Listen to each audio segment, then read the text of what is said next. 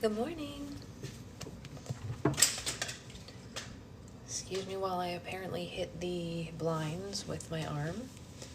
It's fine, it's fine.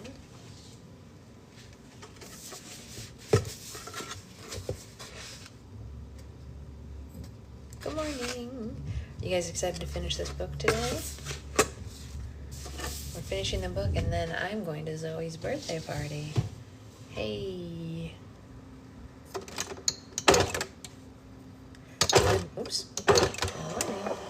I opened it and then I shut it. That's weird. Okay. Alright. Yes, it will be fun. She is having a ghost spider themed birthday party. You know, like the girl Spider-Man kid thing. You know?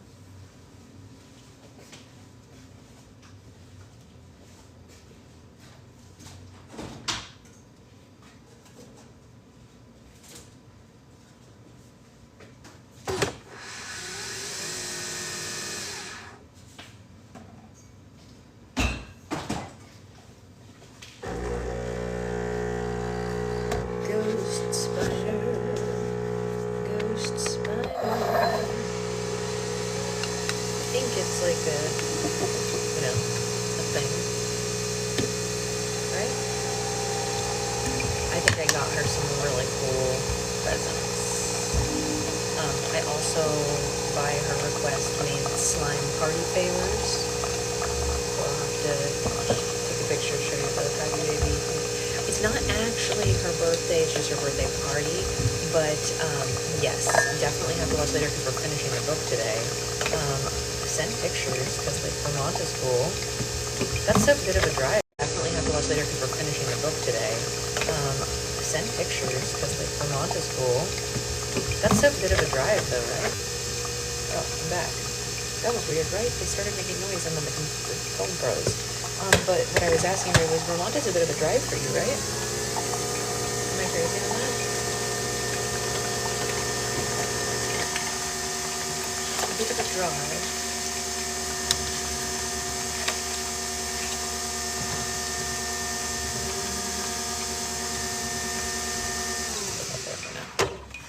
That was weird.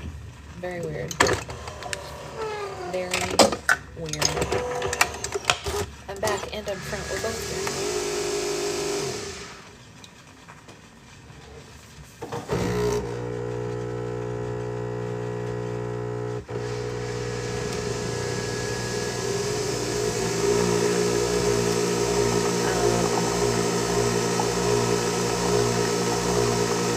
So yeah, we're gonna finish the book today. Sorry, I got distracted by the noise. I need to de-scout the machine again, I think. That's what it comes down to.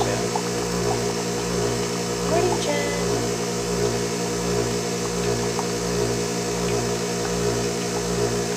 Morning, morning. Liz, I saw your text, but I think I missed something, so I'll look at that after this, because I only saw, like, this must have been a second text message, because... Oh, that's exciting. Scary parts, yeah. Yeah. We're at the end here.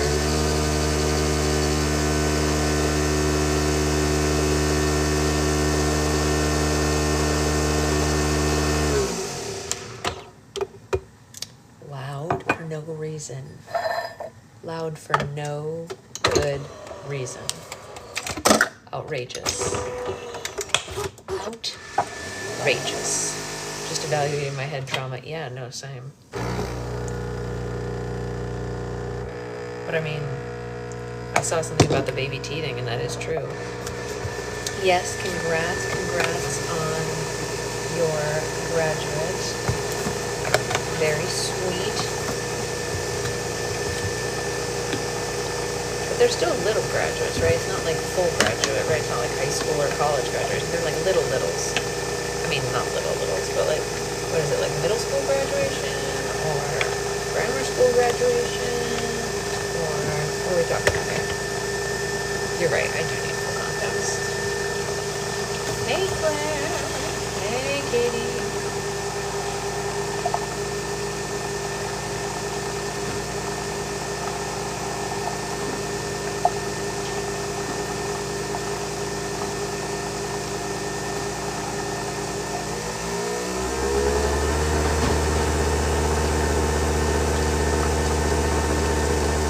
I do really need to descal the machine, guys. Oh, family friend high school graduation.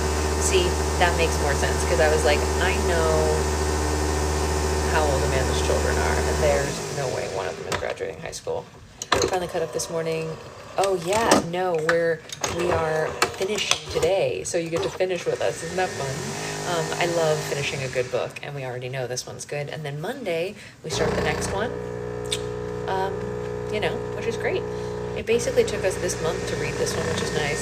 Yes, yours would be kindergarten grad. I was like, wait a second, is the name spelled Janus in the book? No, it's Sejanus, S-E, and then Janus, like you said there, Sejanus. Yeah, but I think it's actually Seajanus. Okay, yeah, okay, just S-E-J, so yeah, Sejanus, yeah. Maybe it's not pronounced Sejanus, maybe, I think it is though, right? No, I think you're right, Amanda, I think your first one is right. I completely understand that, Katie, I really do. I big time understand that.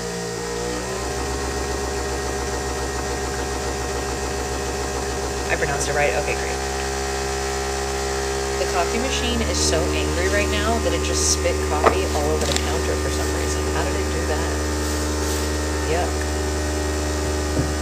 Sejanus and pronounced it. Okay, great.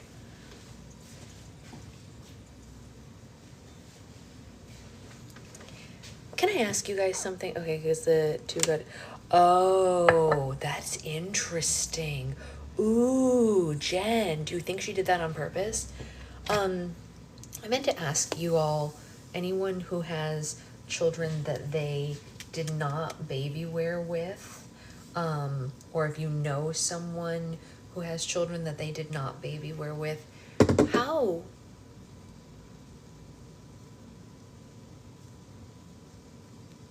How? I only have just the one, but I don't know how I would survive if I didn't have these contraptions. I'm being serious. I'm not trying to be, sore arms, but like you can't do anything even if you have sore arms. You know what I'm saying? For sure sore arms though.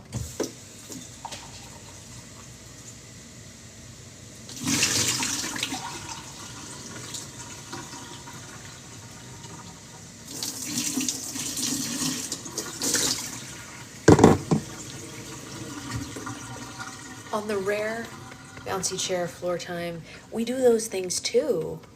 Your daughter had twins, and 3 people just invited me to join their lives at the same time. I don't want any of it. Your daughter had twins and didn't carry playmats and a bouncy chair. We have that too, but like that only lasts so long before they're screaming at you, right? Or is my daughter just extra screamy? Bonus daughter doesn't, and it's lots of hands-off parenting. Interesting. My mom didn't, but she had 3 of us within 5 years. Oh my gosh. If I were to have another one, I would tandem wear them. She tried, but she couldn't get the hang of it. That is why teachers are important, Mel. It's true. Hey, Gigi, long time no see. This coffee just tastes fine, not great, which is a bummer for me because you guys know how much I love my coffee. She's raising an iPad baby / toddler. Yeah, see, I don't love that. It was a struggle some days. They were also pretty chill and they liked freedom. But like, what about when they're this age? Like, what kind of freedom can you possibly give a 5-month-old baby? You know what I mean? Hold on. Oh, the coaster. It needs to move. The book. It needs to come to me. Like, I mean, when they're older, like my sister's kids' age, I can totally understand freedom. Like, her kids play together and ignore her, which is great. You know what I mean? Like she has a grand old time with them. Like her kids are 5 and 2, and they just play together and literally ignore her, which is totally fine. Because they love each other. But when mom had us, it was a while ago, so it wasn't as popular. Yeah. Well, you know, it's one of those things because we were learning about this in my class, how some cultures don't have it was a lot of holding. Yeah, that's what I'm saying, Amanda. Like you have to hold them at some point, right? And then your arms are just tired all the time, right? Is that what you're telling me, Amanda? Like you were just, your arms were tired and you couldn't do 2 things at once. You couldn't hold them and do other stuff pretty much. Am I crazy? Or am I just incompetent? Because, and I'm not being facetious. Like I can't, when I don't have her in a rep, I can't figure out how to do anything. Pretty much arms were tired and back. Yeah. Oh my God, I can't even imagine. Or like for example, yesterday, this is just an example, okay? Yesterday, we went for a family walk, right? And I said to my husband before we went on the walk, I said, do you want me to put her in a wrap or are you gonna put her in the stroller? Other things took a back seat until napping time. Yeah, you'd have to do that. I did get sometimes like a wrap, but I had terrible ones, so I gave up. See, that's why teaching is important. So I said to him, do you want me to put her in a carrier or do you want to do the stroller? Because he knows I'm not a stroller fan. I don't love strollers. I'll do it if I have to, but generally speaking, I don't like a stroller.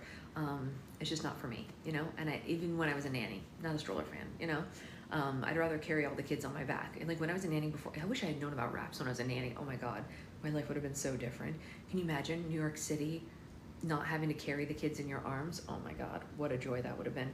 I was carrying toddlers, hey Nikki, around New York City like crazy. If I could have just strapped them to my back, I literally was giving piggyback rides all over that city. What if I had had a carrier? My mind is blown. What if I had had a carrier? Oh my God. So anyway, yesterday we're going for a family walk and he's like, no, she loves the stroller. I was like, okay. I wasn't a huge fan, early adopter of baby carrying. You were. Oh, that's amazing, Gigi. You should send us pictures. Oh, I would love to see that, Gigi. Chicago was a disaster with the littles. I believe it, Tammy. So anyway, we go on this walk, right? And about 2 minutes into the walk, she is screaming. She has no interest in being in the stroller. And he's like, oh man, I'm probably gonna have to carry her. And he carried her for a while and you could tell he's switching arms and he's like, she usually lets me keep her in the stroller or whatever, blah, blah. I had hidden this wrap in the base of the stroller. So I was able to just pull the wrap out, put her in it, and we went for the rest of the walk, right? Like, it was fine, you know? And he pushed the stroller and we went and got some dinner and whatever. But like, I was like, man, if we hadn't had it, we would have had a screaming baby and we would have just gone home, you know? So I'm just like, I don't know, maybe I, you know, what do I know, right? It was a legitimate question. I wonder if she's better about it when it's just him. Oh, I bet she totally is because she knows that when she's like, well, mommy's here, mommy will carry me. Probably she is better. I know that they go on walks together and he doesn't put her in a carrier. He mostly uses the stroller. He has worn her, but not out by themselves. Stroller's a great place when you're grabbing dinner for her to sit. She just won't do it though. I wish she would. Like, there's been, in her entire life, all 5 months of her life, 2 times she has stayed in a stroller for things like that. Yeah, she's a Velcro baby for sure. And she's a FOMO baby. Velcro and FOMO. She's got all of it. But she's a good baby, you know. She just needs stimulation and things, you know. So, anyway, I guess carrying in sore arms. Yeah, maybe I'm just a wimp. I don't want sore arms. Is that, like, sometimes when I'm carrying her around the house before I've put her in a wrap, I'm like, man, my arms hurt. Why am I not putting her in a wrap? Like, why am I tormenting myself? Like, I don't want sore arms. Over babies are hard to bond to puberty. That's right. Yeah, we'll be fine in the end. But it is funny, right? So anyway, I'm just turning so that I don't have to cover her face the whole time because we don't have very much left, you guys. We are on chapter 30. This is it. We have nothing. Look at that. Basically nothing left. So we're gonna finish this book today. I feel like we're gonna have a lot of feelings. Maybe it's just me. I have a lot of feelings about this book in general. I've loved rereading it. Another month or two and it could change. You might like the story more. Yeah, you're totally right. You're totally right. But you know, we'll see what happens. Velcro Baby, not a diss. He's almost 12 and he still loves to. Oh yeah, no, I didn't think it was a diss at all. Yeah. No, she's a touchy-feely baby. I got pictures last night of her literally discovering her dad's face, and then she like bit his nose. Not bit, she doesn't have teeth, but like put her mouth over his nose. It was hilarious. I wish I could show you because it's one of the funniest pictures on this planet. She just goes full chomp, and he was like, oh. And then she pulls back and she goes, like that didn't taste very good. We're reading The Ballad of Songbirds and Snakes. We're finishing it today, and then on Monday we're starting Sunrise on the Reaping, which I think is going to be, you know, equally as crazy as hilarious and adorable. Yeah, Liz saw it. She had a good laugh over it. She fell asleep, and when she woke up, that picture was in her text messages, and she was like, "Perfect, wake up, perfect."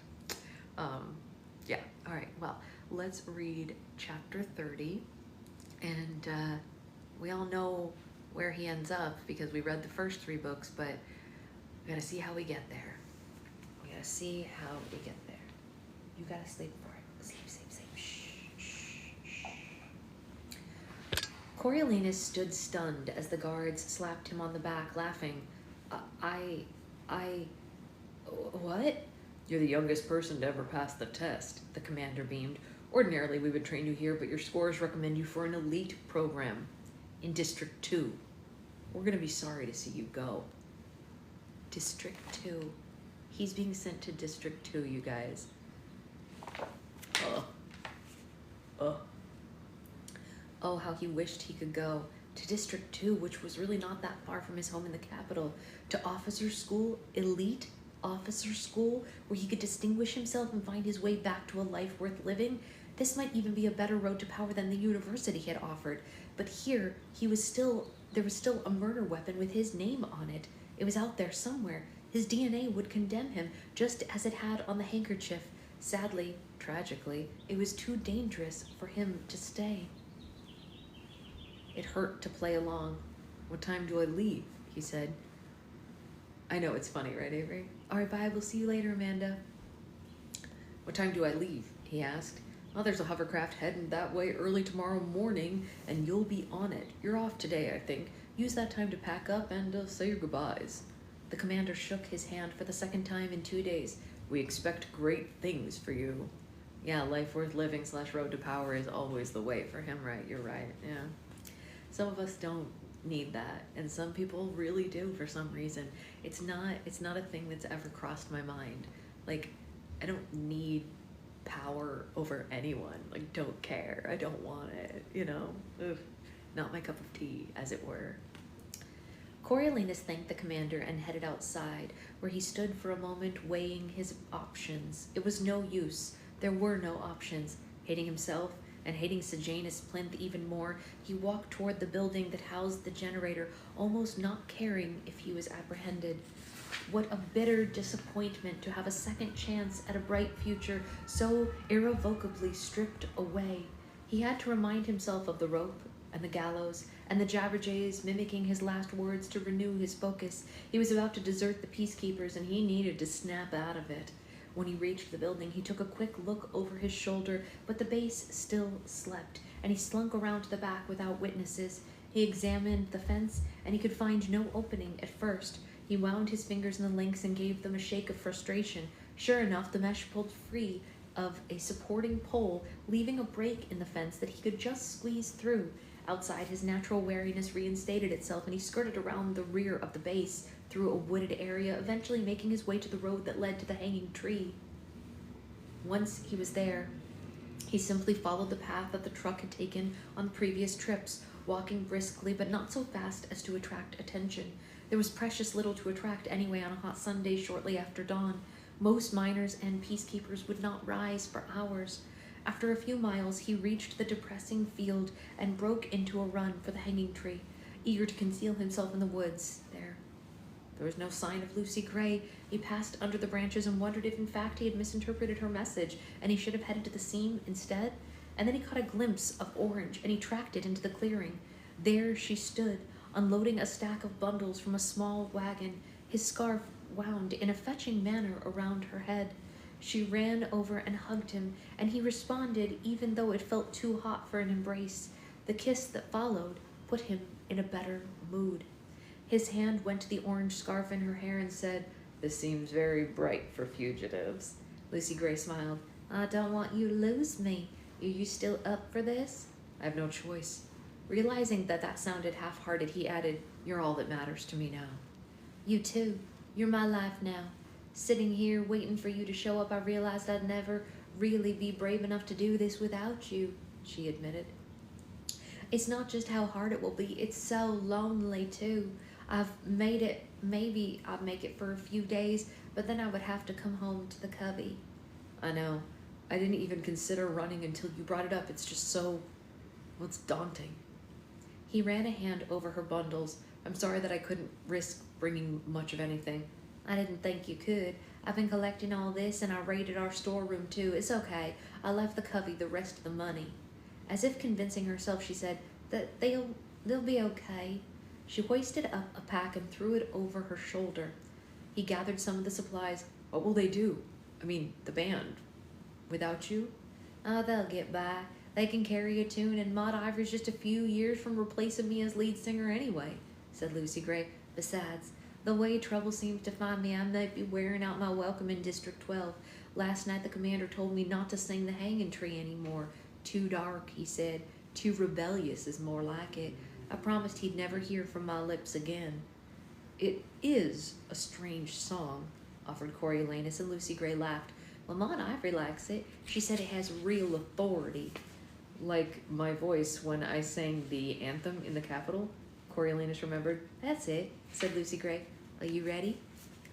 They divided everything between them, and he took a moment to realize what was missing. "Hey, your guitar. You're not taking it?" "I'm leaving it for Maud Ivory. That and Mama's dresses." She struggled to make light of it. "What am I going to need them for?" "Tim Amber still thinks there's people in the north, but I'm not convinced. I think it's just going to be us." For a moment he realized that he wasn't the only one leaving his dreams behind. "It's okay. We'll get new dreams out there," Coriolanus promised, with more conviction than he felt. He pulled his father's compass out and consulted it and pointed. "North is this way." "I thought we'd head to the lake first. It's mostly north, and I'd kind of like to see it one more time," she said. It seemed as good a plan as any, so he didn't object, and soon they would be adrift in the wilderness, never to return. Why not indulge her? So he tucked a bit of the scarf that had come loose. "The lake it is, then." Lucy Gray gazed back at the town, although the only thing Coriolanus could make out was the gallows. "Well, goodbye, District 12, and goodbye, Hanging Tree, and Hunger Games, and Mare Lip. Someday something will kill me, but it won't be you." She turned and she headed deeper into the woods. "Not much to miss," agreed Coriolanus. "I miss the music and the pretty birds," said Lucy Gray with a catch in her voice. I'm hoping one day they can follow me, though." "You know what I won't miss?" "People," Coriolanus replied. "I mean, except for a handful. They're mostly awful if you think about it." "People aren't really so bad," she said. "It's what the world does with them. Like us, in the arena. We did things that we'd never have considered if they had just left us alone." "I don't know. I killed Mayfair and there was no arena in sight," he said. "Yeah, but you only did it to save me." She thought it over. I think there's a good-naturedness built into human beings. You know, when you stepped across the line into evil, that your life's challenge to try to stay on the right side of that line." "Sometimes there are tough decisions." He'd been making them all summer. "I know that. Of course I do. I'm a victor," she said ruefully. "It'd be nice in my new life to not have to kill anyone else." "I'm right there with you. 3 seems like enough for one lifetime, and certainly enough for one summer." A feral cry came from nearby, reminding him of his lack of weapon. I'm gonna make a walking stick. Do you need one?" She pulled up. "Sure. That can come in handy in more ways than one." They found a couple of stout branches, and they steadied themselves while he snapped off their limbs. "Who's the third?" "What?" She was giving him a funny look, and his hand slipped, driving a piece of bark under his nail. "Oh, sorry," she said that. "Who's the third?" "What?" She was giving him a funny look, and his hand slipped, and he drove a piece of bark under his nail. "Ow!" She ignored his injury. Person you killed? You said you killed 3 people this summer. Coriolanus bit at the end of the splinter to pull it out with his teeth, buying a moment of time. Who, indeed? The answer was Sejanus, but of course he couldn't admit to that. Can you get this out? He held his hand out, wiggling the compromised fingernail, hoping to distract her. Let me see. She examined his splinter. So Bobbin, and Mayfair, and who's the third? His mind raced for a plausible explanation. Could he have been involved in a freak accident, a training death? He was cleaning a weapon, and maybe it went off by mistake. He decided it was best to make a joke of it. Myself. I killed the old me so that I could come here with you. She plucked the splinter free. There. Well, I hope the old you doesn't haunt the new you. We've already got enough ghosts between us. The moment passed, but it had killed the conversation. Neither of them spoke again until the halfway point where they stopped for a breather. Lucy Gray unscrewed the plastic jug and offered it to him. Will they miss you? Probably not until dinner. You? He took a deep drink of water. Only one up when I left was Tam Amber. I told him I was going to find out about a goat. We've been talking about building a herd, sell the milk as a sideline, she said. I've probably got a few more hours before they really start looking. Might be night before they think about the hanging tree and find the wagon. They'll put it together. This part of the movie had me not... Oh, I know, it's crazy, right? He handed her the jug. Will they try to follow you then? Maybe, but we'll be too far gone by then. She took a swig and wiped at her mouth with the back of her hand. Are they gonna hunt you? He doubted that the peacekeepers would be concerned anytime soon. Why would he desert with elite officer school waiting? If anyone noticed that he was missing, they'd probably think he'd gone into town with another peacekeeper, unless they'd found the gun, of course. He didn't want to go to school stuff now while the wound was still fresh. I don't know. Even when they realize that I've run, they won't really know where to look. They hiked on toward the lake, each lost in their own thoughts. It all seemed unreal to him, as if it were just a pleasure outing, as the one had been 2 Sundays ago. As if they were going for a picnic, and he must be sure to get back in time for fried bologna and the curfew. But no. When they reached the lake, they'd move on to the wilderness, to a life consumed with the most basic type of survival. How would they eat? Where would they live? And what on earth were they going to do with themselves when the challenges of obtaining food and shelter had been met? Her with no music, him with no school or military or anything. Would they have a family? It seemed too bleak of an existence to condemn a child to, any child, let alone his own. And what was there to aspire to once wealth and fame and power had been eliminated? Was the goal of survival further survival and nothing more? Preoccupied as he was with these questions, the second leg of the journey to the lake passed quickly. They set down their loads on the shore, and Lucy Gray went directly to find the branches for fishing poles. We don't know what lies ahead, so we better fill up here, she said, and she showed him how to attach heavy thread and hooks to their pole. Clawing through the soft mud for worms disgusted him, and he wondered if this would be a daily activity. It would if they were hungry enough. They baited the hooks, and they sat silently on the bank, waiting for the strike as the birds chattered around them. She caught 2. He caught nothing. Heavy, dark clouds rolled in, providing some relief from the beating sun, but adding to his oppression. This was his life now, digging for worms and being at the mercy of the weather, elemental, like an animal. He knew it would be easier if he wasn't such an exceptional person, the best and the brightest that humanity had to offer, the youngest to pass the officer candidate test. If he'd been useless and stupid, the loss of civilization would not have hollowed out his insides in this manner. He'd have taken it in stride. Thick, cold raindrops began to plop down on him, leaving wet marks on his fatigues. Never gonna be able to cook in this, Lucy Gray said. Better go inside. There's a fireplace that we can use. She only meant the lake house. She could only mean the one lake house that still had a roof. Probably his last roof until he built one himself. How did you build a roof, anyway? It had not been a question on the officer's test, and after she quickly cleaned the fish and wrapped them in leaves, she gathered up their bundles and hurried into the house as the rain pelted them. It might have been fun if it hadn't been his real life, just an adventure for a few hours with a charming girl and a fulfilling future elsewhere. The door was jammed, but Lucy Gray bumped it with her hip and it swung open. They scrambled in and out of the wet and dropped their belongings. It was only one room with concrete walls, ceiling, floor. There was no sign of electricity. but the light came through the windows on all four sides and the single door. His eyes lit on the fireplace full of old ashes with a neat pile of dried wood stacked beside it. Well, at least they wouldn't have to go forage for that.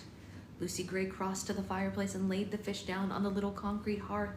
And she began to arrange layers of wood and twigs on an old metal grate. We keep some wood in here, so there's always some that's dry. Coriolanus considered the possibility of just staying in this little sturdy house with plenty of wood around and the lake to fish in. But no, that would be too dangerous to put roots down this close to District 12. If the Covey knew of this spot, surely other people did too. He had to deny himself even this last shred of protection. Would he end up in the cave after all? He thought of the beautiful snow penthouse with its marble floors and crystal chandeliers. His home, his rightful home. The wind blew a spatter of rain, peppering his pants with icy drops. He swung. Hey, you're okay. You can sleep. Shh, shh, shh, shh, shh.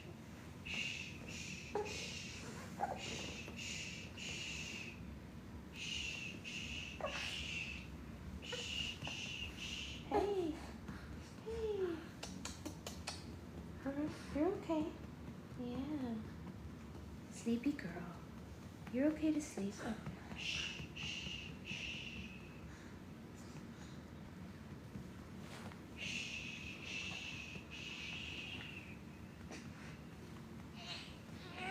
Oh, angry pants.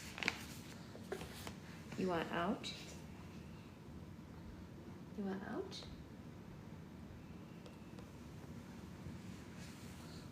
You want out? Do you want to sit in your bouncy? Yeah? You want to sit in the bouncy? You can sit in the bouncy. Oh, come here.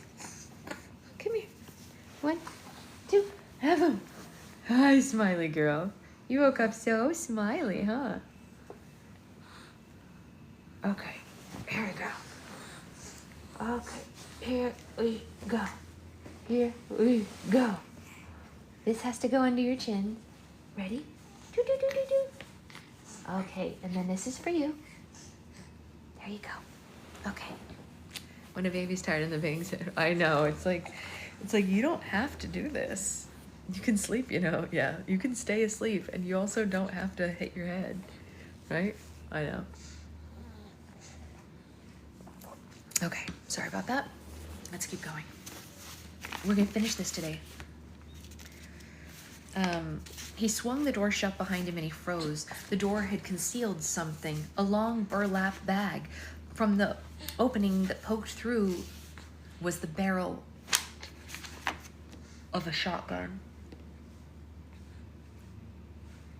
I completely forgot this. Oh my. It couldn't be.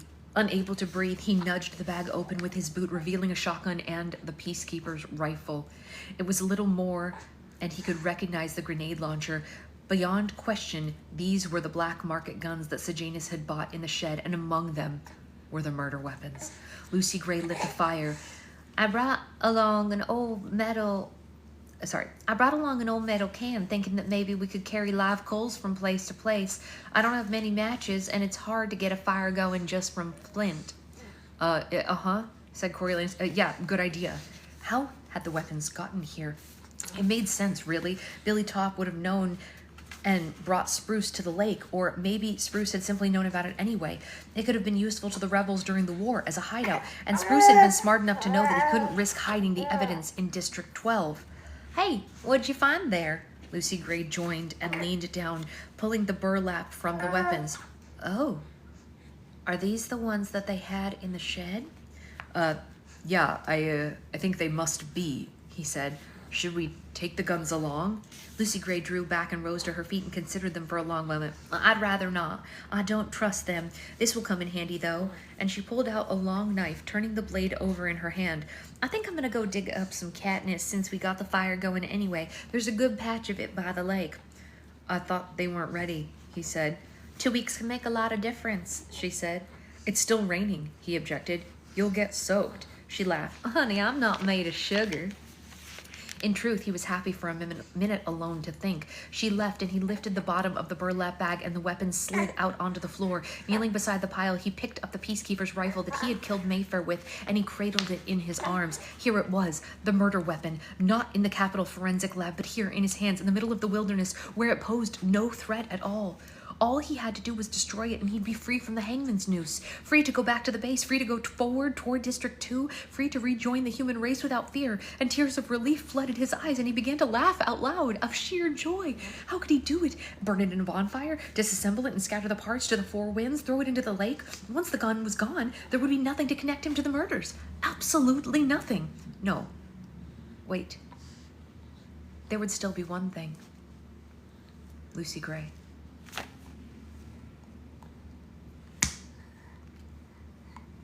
My heart. I can't even take it. Well, no matter. She would never tell. She wouldn't be thrilled, obviously, when he told her that there'd be a change of plans, but he was returning to the Peacekeepers and heading to District 2 tomorrow at dawn, essentially leaving her to her fate. Still, she would never rat him out. It wasn't her style. It would just implicate her in the murders as well, and it would mean that she could wind up dead, and as the Hunger Games had shown, Lucy Gray possessed an extraordinary talent for self-preservation. Plus, look, she loved him. She said so last night in the song, and even more, she trusted him. Although if he ditched her in the woods to claw out an existence alone, no doubt she would consider that a breach of faith. He had to just think of the right way to break the news, but what would that be? Hey, I love you deeply, but I love Officer School more. That wasn't going to go over well. And he did love her. He did. It was just that only a few hours into his new life in the wilderness, he knew that he hated it. The heat, the worms, all those birds yakketing along nonstop. She was certainly taking a long time with those potatoes. Coriolanus glanced out the window. The rain had diminished to a sprinkle. She hadn't wanted to go by herself. Too lonely, she said. Her song said that she needed, loved, and trusted him. But would she forgive him? Even if he deserted her? Billy Top had crossed her and he'd ended up dead. He could hear him now. Makes me sick how you're playing the kids. Poor Lucy Gray. Poor little lamb. And see her sinking her teeth into his hand. Although how coolly she'd kill in the arena. First, that frail little Wovey. That was cold-blooded move if he had ever seen one. And then he calculated the way that she'd taken out Treach, baiting him to attack her really so that she could whip out that snake from her pocket. And then she'd reclaimed that she had claimed that Reaper had rabies and that it was a mercy kill. But who really knew? Yeah, I love you so long as it doesn't impact my comfort. Real love, am I right? Yeah, seriously, Ray. This is crazy, baby girl. No, Lucy Gray was no lamb, and she was not made of sugar. She was a victor. He checked to see that the Peacekeeper's rifle was loaded, and then he opened the door wide. She was nowhere in sight. He walked down to the lake, and trying to remember where Clerk Carmine had been digging before he brought them the Katniss plant, no, it didn't matter. The swampy area around the lake was deserted, and the bank was undisturbed. Lucy Gray. The only response came from a mockingjay on a nearby branch, who made an effort to mimic his voice but failed, as his words were not particularly musical. Give it up, he muttered to the thing. You're no Jabberjay. No question, she was hiding from him, but why? There could only be one answer, because she'd figured it out. All of it. That destroying the guns would wash away all physical evidence of his connection to the murders, that he was no longer wanting to run away, that she was the last witness that tied him to the crime. But they'd always had each other's back, so why had she suddenly thought he might harm her? Why, when only yesterday, he'd been pure as the driven snow. Not him convincing himself that she's a bad person to make him feel better about a choice. I know, right? Crazy how he just flipped on a dime mentally. Sejanus. She must have figured out that Sejanus was the third person that Coriolanus had killed. She wouldn't have known anything about the stunt with the Jabberjays, only that he'd been Sejanus's confidant, and that Sejanus was a rebel. So while Coriolanus was a defender of the Capitol, still, did she think that he would kill her? He looked down at the loaded gun in his hands. Maybe he should have left it in the shed. It looked bad coming after her armed, as if he was hunting her, but he wasn't really going to kill her. He just wanted to talk to her and make sure that she saw sense. Put down the gun, he told himself, but his hands refused to cooperate. All she has is a knife, a big knife. The best he could do was sling the gun onto his back. I know, that's how we all feel, honey. Hey, Lucy Gray, are you okay? You're scaring me. Where are you? All she'd have to say was, I understand, I'll go on alone, like I was planning to all along. But just this morning, she'd admitted that she didn't think she could make it on her own, that she would return to the covey after a few days, and she knew he wouldn't believe her. "Lucy Gray, please, I just want to talk to you," he shouted. What was her plan here? To hide until he grew tired and went back to the base, and then she'd sneak back home tonight? That didn't work for him. Even with the murder weapons gone, she'd still be dangerous. What if she went back to District 12 and the mayor succeeded in getting her arrested? What if they interrogated her and they tortured her and the story came out? She hadn't killed anyone. He had. His word against hers. And even if they didn't believe her, his reputation would be destroyed. Their romance would be revealed, along with the details of how he had cheated in the Hunger Games. Dean Highbottom might be brought in as a character witness. No, he could not risk that. Still, no sign of her. She was giving him no choice but to hunt her down in the woods. The rain had stopped now, leaving the air humid and the earth muddy. He went back to the house and he scanned the ground until he found the slight imprint of her shoes. And then he followed along the tracks until he reached the brush where the woods began in earnest, and he quietly made his way, dipping towards the trees.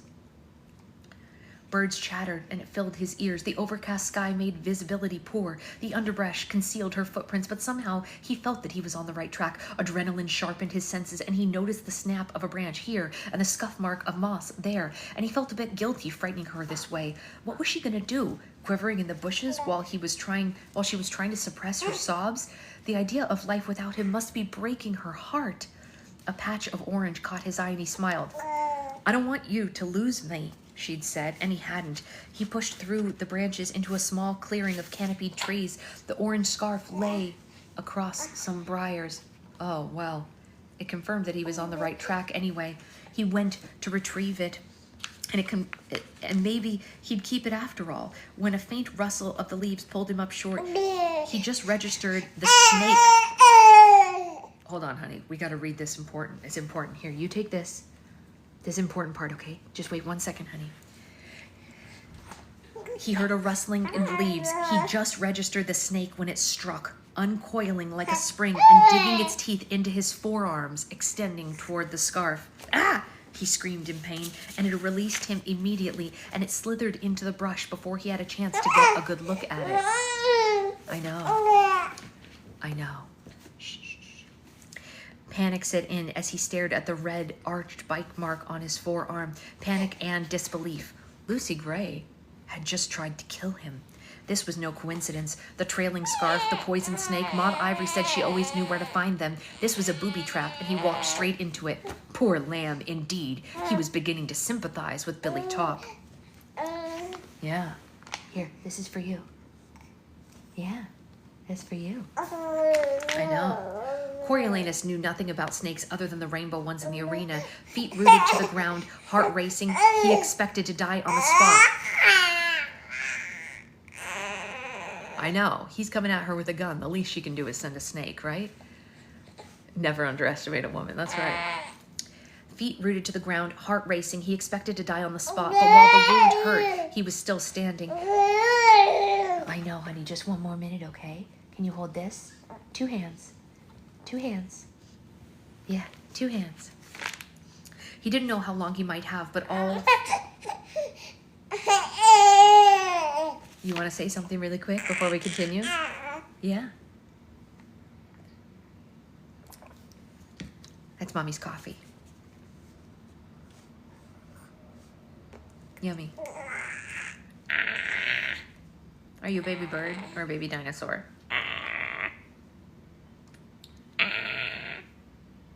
You think that's silly? You're looking at me like you think I've lost my mind. That's what you sound like. She thinks it's funny. She's laughing. Yeah? You were laughing in your sleep earlier. You were giggling. It was cute. You must have been having a good dream. Yeah? Yeah. Those PJ's history really resonated with her. Yeah, big time. She learned how to baby dinosaur from her cousin. Okay. He didn't know how long he might have, but by all things snow, she was going to pay for this. Should he tie off the arm with a tourniquet, suck out the venom? They hadn't done survival training yet. Afraid that his first aid treatments might only spread the poison more swiftly through his system, he yanked his sleeve down over his forearm, pulling his rifle off of his shoulder, and he started after her. He'd feel better. He'd have a laugh at the irony of how quickly their relationship had deteriorated in their own private Hunger Games. She wasn't so easily to track now, and he realized that her earlier cues Really? He realized that her earlier clues had been left to direct him to the snake. Yeah. I know, it's sad, huh? I know. This is a really hard part, but we got to get through it, okay? Yeah. She'd wanted him to know if the thing killed him, or she'd want to know if the thing killed him or if she should form another plan of attack. Here, look. Here. Can you hold it with 2 hands? Yeah, hold it with 2 hands. 2 hands. There you go. Maybe she'd hoped that he would pass out so that she could cut his throat with the long knife. Thank you, I appreciate that. I'm going to my niece's birthday party. That's why I'm like dressed nicer this morning than usually on regular mornings. Yes, we're going to Zoe's birthday party. Yes, we are. Yeah. I know. Can mommy finish this?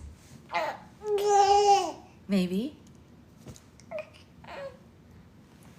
The wheels on the bus go round and round, round and round, round and round. The wheels on the bus go round and round, all through the town. Okay. Trying to quiet his panting, he moved deeper into the woods, gently pushing the branches back with the nose of his rifle, but it was impossible to discern her whereabouts. Yeah, I think she just wants you to leave her alone, Mr. Snow. Yeah, exactly. Private Snow, as it were.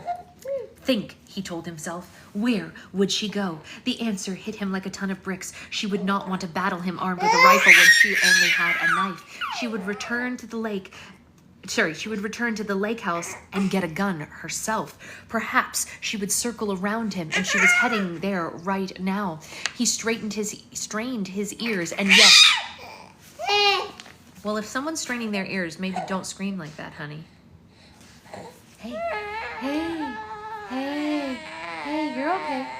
You're okay. I know, Grumble Pants. Here, take this. Okay, take this. We're almost done. We're almost done. Yeah, we're almost done. Yeah. Yeah, we're almost done. Can you just wait? Yeah, can you just wait a minute? You don't know what patience is yet. That's okay, because you're just a baby. And a baby dinosaur. I know. It sounds like she says okay all the time. This morning it sounded like she said, this morning it sounded like she said hi, Grandma, when I was on the phone with my mom. It was like, hi, Grandma, or whatever like that. But it did sound like hi, Grandma. I know she can't talk, but it was very funny. Okay. Can we be quiet, girl, for 1 more minute? What do you think? Can we finish this, please? Please? She's like this.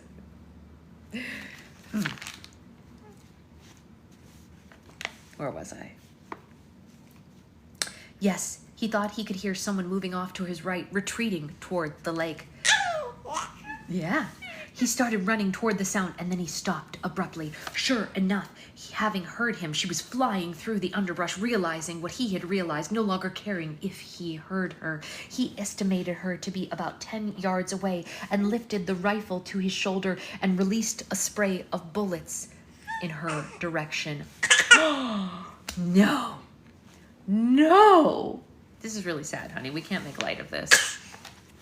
Bless you. A flock of birds squawked as they took to the air, and he heard a faint cry. Got you, he thought. Yeah, it's scary. Gotcha, it's scary. I know, her little laugh is pretty cute, right? Yeah? Are you cute?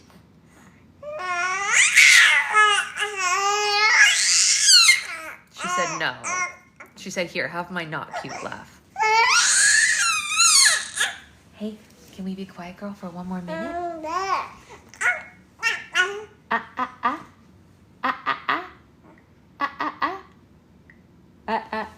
Okay. Got you, he thought. He crashed through the woods after her, branches and thorns catching his clothes and scratching his face. Here, have this. Have this. Here. There you go. Okay, what can we do for you? She does know she's cute. Is the Pope Catholic? Okay. You're very, very screamy right now. You are up? Do you want to go back in your wrap and stand up? Okay, let's do that. We'll go back in the wrap and stand up. Hey, Anya. We're going to finish this book come hell or high water, right? Yeah. Okay, hold on. Okay, you guys go here. We do love the commentary from the baby, right? She was like, you wanted to finish the book? No, thank you. My 5-year-old's the baby does want my attention. Your 5-year-old's right. It's okay. She's going to go back in the wrap for the rest of the book and she'll be fine. Right? Right? Yeah. Yeah.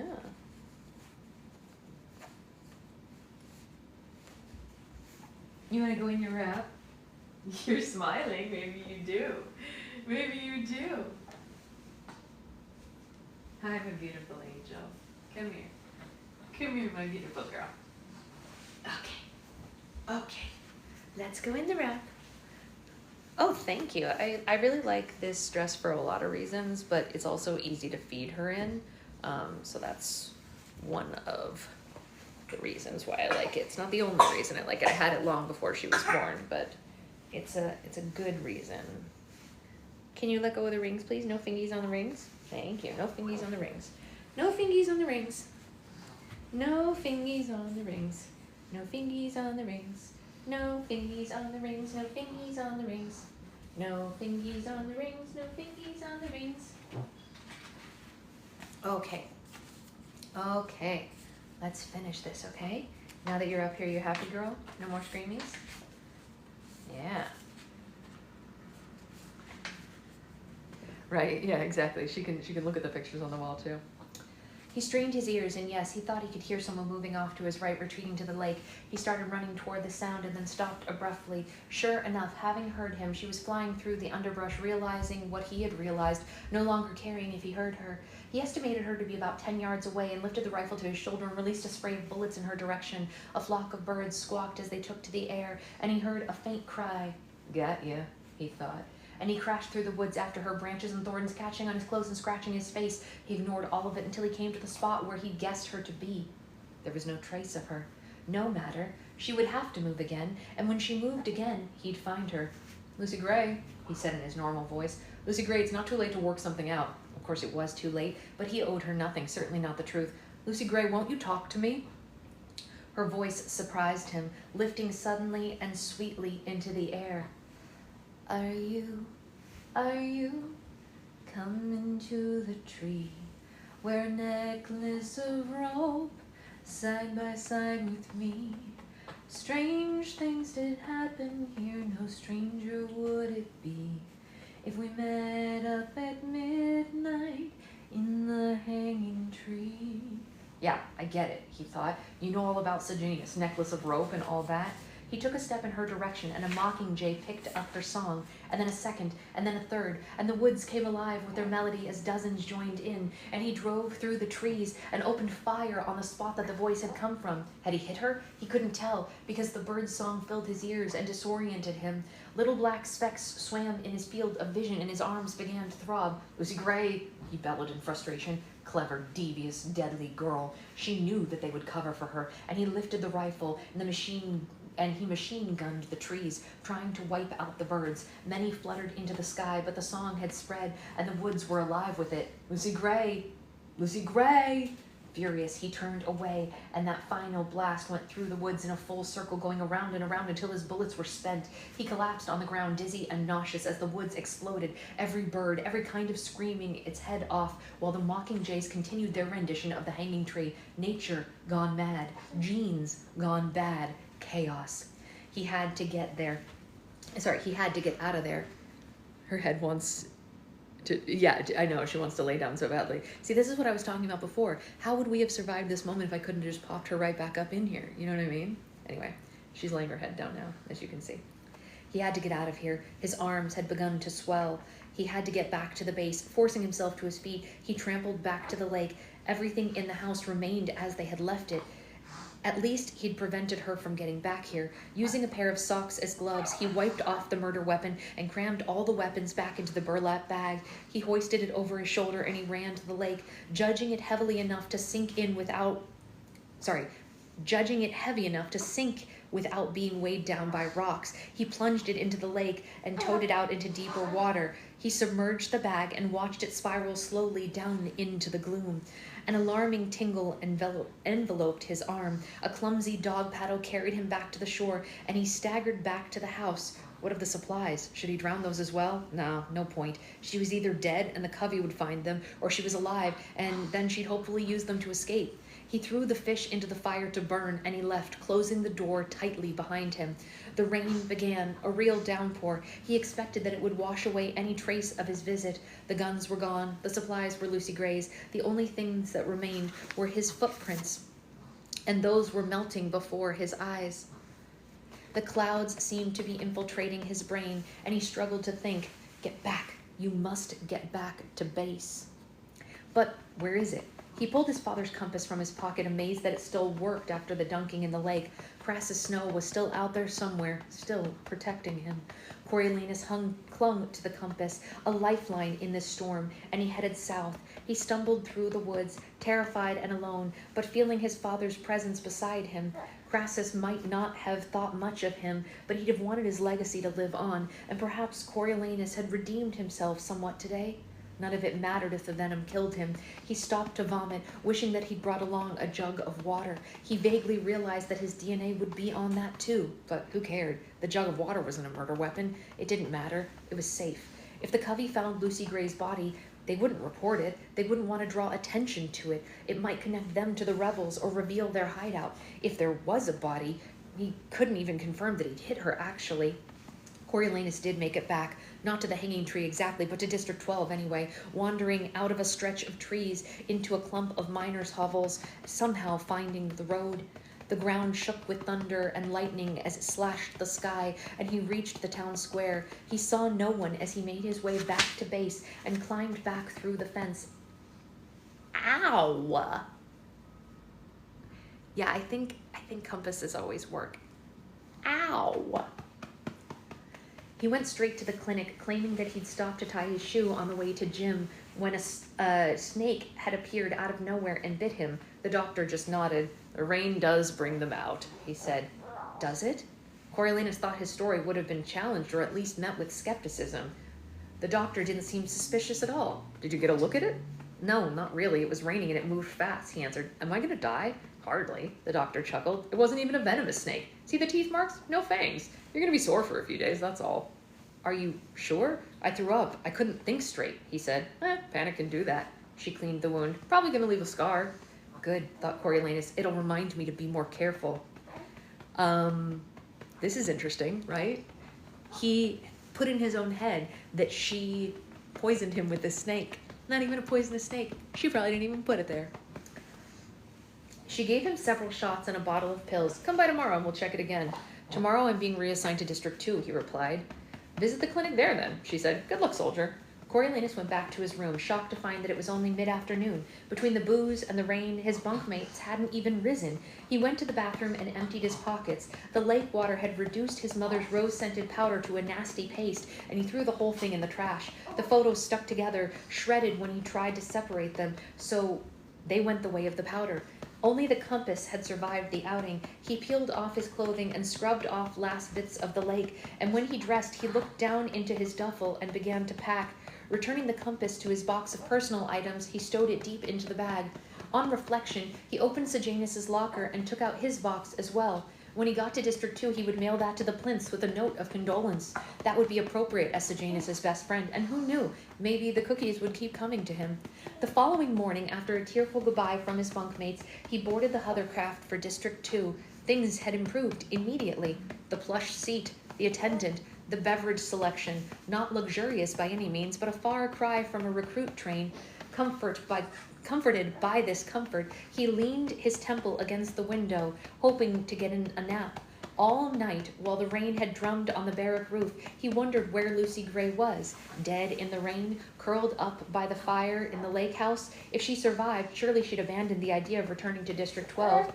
He dozed off with the melody of the hanging tree humming in his brain, and he awoke hours later as the hovercraft touched down. "Welcome to the Capitol," the attendant said, and Coriolanus's eyes popped open. "What? No. Did I miss my stop? I have to report to District 2. "This craft goes on to 2, but we have orders to drop you off here," said the attendant, checking a list. "I'm afraid you need to disembark. We have a schedule to keep." He found himself on the tarmac of a small, unfamiliar airport. A peacekeeper truck pulled up, and he was ordered into the back. And as he rattled along, unable to get any information from the driver, dread seeped into him. There had been a mistake. Or had there been a mistake? What if they had somehow linked him to the murders? Maybe Lucy Gray had returned and accused him of everything, and they needed to question him? Would they drag the lake for weapons? His heart gave a little jump as they turned onto Scholars Road, and he drove past the academy, and that was quiet and still on a summer's afternoon. There was a park where they sometimes hung out after school, and the bakery with those cupcakes that he loved. At least he'd been granted one more glimpse of his hometown. Nostalgia faded as the truck made a sharp turn, and he realized that they were heading to drive up to the Citadel. Inside... I know, it's sad, right, honey? Sorry, where were we? Inside, the guards waved him right through to the elevator. "She's expecting you in the lab." He held onto the thin rope that she meant Dr. K and not Dr. Gall, but his old nemesis waved to him from across the lab as he stepped off the elevator. Why was he here? Was he going to end up in one of her cages? As he crossed to her, he saw her drop a live baby mouse into a tank of golden snakes. I know, she said, "Lucy girl, where are you?" "So the victor returns. Here, hold these." Dr. Gall pushed a metal bowl filled with squirming pink rodents into his hands. Coriolanus suppressed a gag. "Hello, Dr. Gall." "I got your letter," she said, "and your jabberjay. Too bad about young Plinth, although, is it really too bad? Anyway, I was pleased to see that you were continuing your studies in 12, developing your worldview." He felt himself pulled right back into his old tutorial with her as if nothing had happened.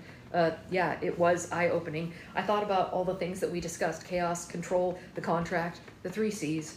"Did you think about the Hunger Games?" she asked. "The day we met, Casca asked you what their purpose was, and you gave the stock answer: to punish the districts. Would you change that now?" Coriolanus remembered the conversation that he had had with Sejanus as they unpacked his duffel. I would elaborate on it. They're not just to punish the districts, they're a part of the eternal war, each one its own battle, one we can hold in the palm of our hand instead of waging a real war that could get out of control. She swung a mouse away from a gaping mouth. "You there, don't be so greedy." And they're a reminder of what we did to each other, what we have the potential to do again because of who we are, he continued.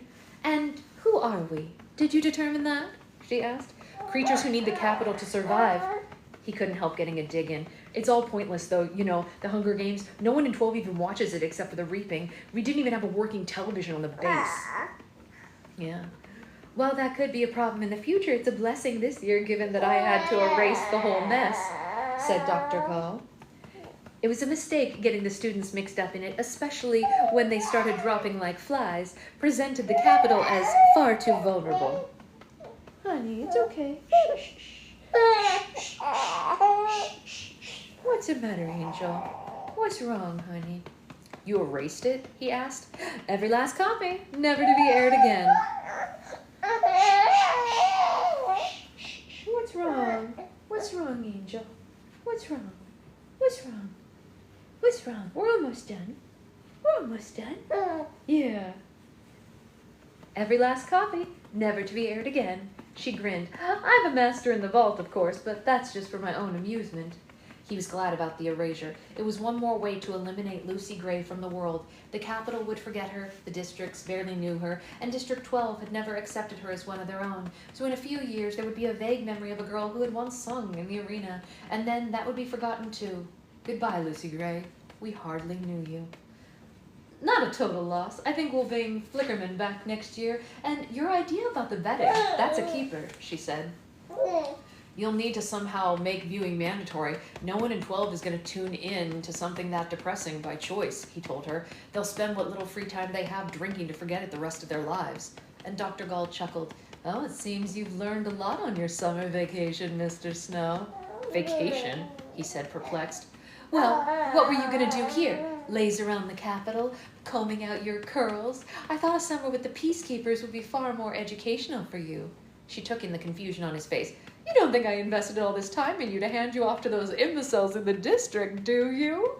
I don't understand. I was told, he began. She cut him off. Oh, I ordered you honorable discharge effective immediately. You're to study under me at the university. The university? Here in the Capitol? He said in surprise. She dropped one last mouse into the tank. Classes start Thursday.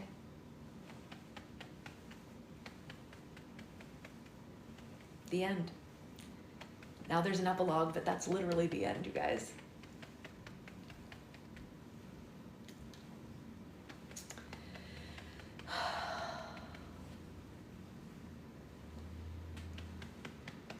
Epilogue. On a brilliant October afternoon... What? Do I not know how to read? Apparently I don't. On a brilliant October afternoon, halfway into fall term, Snow descended the marble steps of the University Science Center, modestly ignoring the turning heads. He looked gorgeous in his new suit, especially with the return of his curls, as his stint as a peacekeeper had given him a certain cachet that drove his rivals wild. He had just finished the special honors class in military strategy with Dr. Gall after a morning at the Citadel, where he reported for his game maker internship, if you wanted to call it that. Really, the others treated him as a full-fledged member of the team. They were already working on ideas to engage the district, as well as the Capitol, in next year's Hunger Games. Snow had been the one to point out that other than the life of the two tributes that they might not even know, people in the districts had no stake in the games. A tribute's win needed to be a win for the whole district. They'd come up with the idea that everyone in the district would receive a parcel of food if their tribute took the crown. Well, that's something, right? And to tempt a better class of tributes to possibly volunteer, Snow suggested that the victor should be given a house in a special area of town. Tentatively, they'd call it Victor's Village, which would be the envy of all the people in the hovels. That, and a token monetary prize, should go a long way toward bringing a decent crop of performers. His fingers stroked his butter-soft leather satchel back-to-school gift from the Plinths, and he still tripped over what to call them. Ma was easy enough, but it didn't suit to call Strabo Plinth his father, so he used Sir a lot. It wasn't as if they'd adopted him, not really, he'd been too old at 18. Being designated their heir worked better for him anyway. He would never give up the name Snow, not even for a munitions empire. Hello, the Plinths kind of adopted him. It all seemed very natural, his homecoming, their grief, the merging of the families. Sejanus' death had totaled the Plinths. Strabo had put it simply, my wife needs something to live for, and so do I, for that matter. You've lost your parents, we've lost our son. I was thinking perhaps we could work something out. And he bought the Snows' apartment so that they didn't have to move, and the Doolittles below it for himself and Ma. And there was talk of renovating, of building a spiral staircase, perhaps a private elevator to connect the two buildings, the two apartments, but there was no rush. Ma already came by daily to help with the grandmama, who'd resigned herself to having a new maid, and she and Tigress got along swimmingly. The Plinths paid for everything now, the taxes on the apartment, his tuition, the cook. They gave him a generous allowance as well. This was helpful because although he'd intercepted and pocketed the envelope of money that he'd sent Tigress from District 12, university life was expensive when it was done right. Strabo never questioned his expenditures, never nitpicked over a few new additions to his wardrobe, and seemed pleased when Snow asked for advice. They were surprisingly compatible. At times, he'd almost forgotten that old Plinth was district. Almost. Tonight would have been Sejanus' 19th birthday, and they were gathering for a quiet dinner to remember him. Snow had invited Festus and Lysistrata to join the party, as they liked Sejanus better than most of his classmates and be counted on to say nice things. He planned to present the Plinths with a box from Sejanus' locker, but first he had one more thing to do. The fresh air on the walk to the academy left his mind razor sharp. He hadn't bothered to make an appointment, preferring to drop in unexpectedly. The students had been let out an hour ago, and his footsteps rang in the hallway. Dean Highbottom's secretary desk was empty, so he crossed to the dean's office and tapped on the door. Dean Highbottom bid him to enter. Between the weight loss and the tremor, he looked worse than ever, slumped over his desk. "Well, to what do I owe this honor?" he asked. "I was hoping to recover my mother's compact, since you should have no further need of it," Snow replied, and Dean Highbottom reached into the drawer and slapped the compact onto the desk. "Is that all?"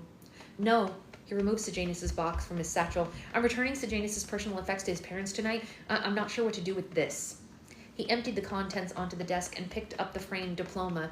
"I didn't think that you'd want it floating around out there, an academy diploma awarded to a traitor." "You're very conscientious," said Dean Highbottom. "That's my peacekeeper training." Snow loosened the back of the frame and slipped out the diploma, and then, as if on impulse, he replaced it with a photo of the Plinth family. "I think his parents are going to prefer it this way." They both stared at the remains of Sejanus's life, and then he swept 3 medicine bottles into Dean Highbottom's trash can. "The fewer bad memories, the better." Dean Highbottom eyed him. "So, you grew a heart in the districts." "Not in the districts, in the Hunger Games," Snow corrected him. "I have you to thank for that. After all, you're responsible for the games." "Oh, I think half the credit for that goes to your father," said the dean. Snow frowned. "How do you mean? I thought the Hunger Games were your idea, something that you came up with in the university?" "For Dr. Gall's class, which I was failing since my loathing of her made participation impossible. We paired off for the final project, so I was with my best friend Crassus, of course. The assignment was to create a punishment for one's enemies so extreme that they would never be allowed to forget how they had wronged you. It was like a puzzle, which I excelled at. Like all good creations, it was absurdly simple at its core. The Hunger Games, the evilest impulse cleverly packed into a sporting event and entertainment. I was drunk, and your father got me drunker still, playing on my vanity as I fleshed the thing out, assuring me it was just a private joke, and the next morning I awoke horrified by what I'd made, meaning to rip it to shreds, but it was too late. Without my permission, your father had given it to Dr. Gall. He wanted the grade, you see. I'd never forgiven him." "He's dead," said Snow. But she isn't," Dean Highbottom shot back. "It was never meant to be anything more than theoretical, and who but the vilest monster would even stage it? After the war, she pulled out my proposal with me in it, introducing me to Panem as the architect of the Hunger Games, and that night I tried morphling for the first time. I thought that the thing would die out, it was so ghastly, but it didn't. Dr. Gall took it and ran with it, and she dragged me along for the last 10 years. "It certainly supports her view of humanity," said Snow, "especially using the children." "And why is that?" asked Dean Highbottom. "Because we credit them with innocence, and even if the most innocent among us turn to killers in the Hunger Games, what does that say? That our essential nature is violent," Snow explained. "Self-destruction," Dean Highbottom murmured. Snow remembered Pluribus's account of his father's falling out with Dean Highbottom, and he quoted the letter, "Like moths to a flame," and the dean's eyes narrowed, but Snow only smiled and said, "But of course, you're testing me. You know far better than I do." "I'm not so sure of that." Dean Highbottom traced the silver rose on the compact with his fingers. "So what did she say when you told her you were leaving?" "Dr. Gall?" Snow asked. "Your little songbird," said the dean. "When you left 12, what did she say? Was she sad to see you go?" I expect that it would make us both a little sad." Snow pocketed the compact and gathered Sejanus's things. "Anyway, I'd better go. We have a new living room being delivered tonight, and I promised my cousin that I'd be there to oversee the movers." "Off you go, then," said Dean Highbottom. "Back to the penthouse." Snow did not thank you, Brittany. Snow did not care to talk about Lucy Gray with anyone, particularly not Dean Highbottom. Smiley had sent him a letter to the old Plinth address mentioning her disappearance. Everybody thought that the mayor had killed her, but they couldn't prove it. As to the covey, the new commander replaced Hoff, and his first move had been to outlaw shows at the Hob because music caused trouble. Yes, thought Snow, it certainly does. Lucy Gray's fate was a mystery then, just like the little girl who shared her name in that maddening song. Was she alive? Was she dead? A ghost who haunted the wilderness? Perhaps no one would ever really know. No matter. Snow had been the ruination of them both. Poor Lucy Gray. Poor ghastly girl singing away with her birds. Are you coming to the tree where I told you to run so we would both be free? She could fly around District 12 all she liked. She and her mockingjays could never harm him again. Sometimes he'd remember a moment of sweetness and almost wish that things had ended differently, but it would never have worked out between them, even if he had stayed. They were simply too different, and he didn't like love the way that it made him feel stupid and vulnerable. If he ever married, he would choose someone incapable of swaying his heart, someone that he hated, even so that they could never manipulate him the way that Lucy Gray had, never make him feel jealous or weak. Livia Cardew, she'd be perfect. He imagined the two of them, the president and his first lady, presiding over the Hunger Games a few years from now. He would continue to the games, of course, when he ruled Panem.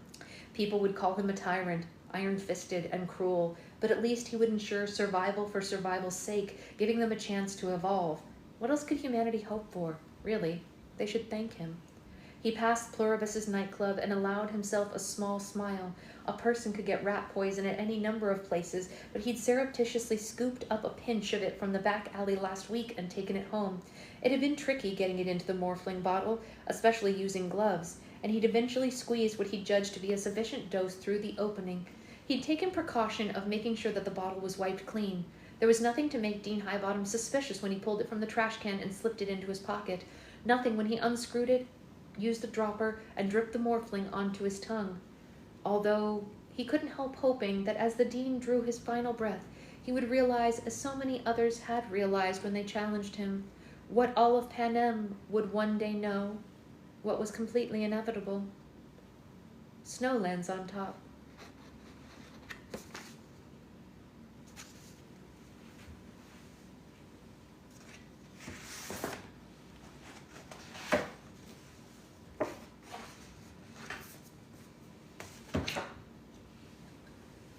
Well then.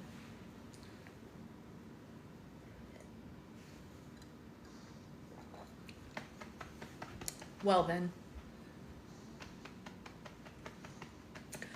Well then.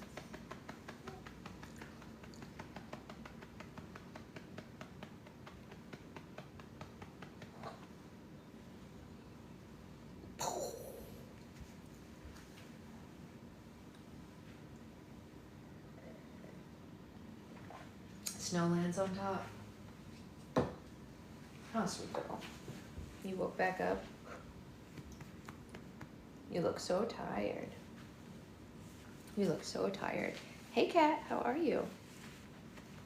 You look so sleepy, my angel. So sleepy. Yeah.